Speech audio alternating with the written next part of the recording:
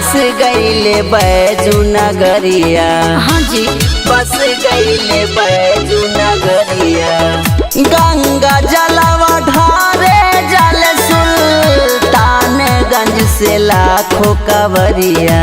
सुनी ना कि अशोक के सवाना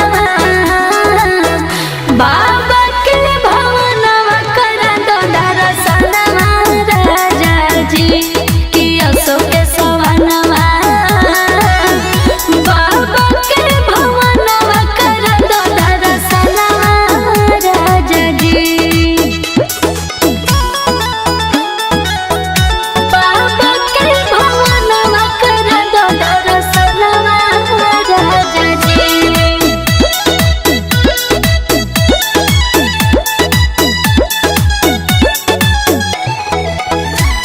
देव में देव हउए बाबा भोले दाता दानी। सही में दुखियन के दुख हरेले दूर करेले परेशानी।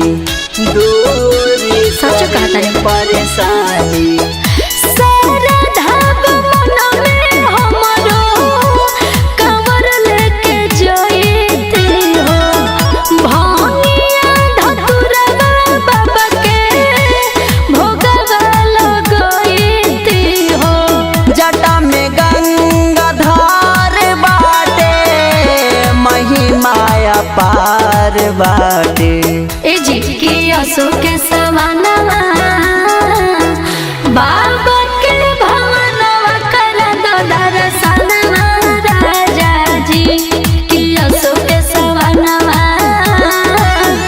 बाबा के भवनवा करा दो दर्शनवा राजा जी। बाबा के भवनवा करा दो दर्शनवा राजा जी। मिक्स बाय सूरज ओझा। बाबा के भवनवा करा दो दर्शनवा राजा जी।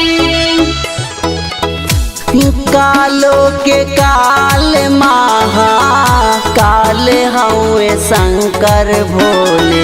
ले चली ना बिना के कृपा के बिना जग में न पतई डोले। हनु जग में न पतई डोले। पहिला सुमारे जदी जलवा ढरा जाई। सोचल सपनवा हमरो जियरा जुड़ा जाई।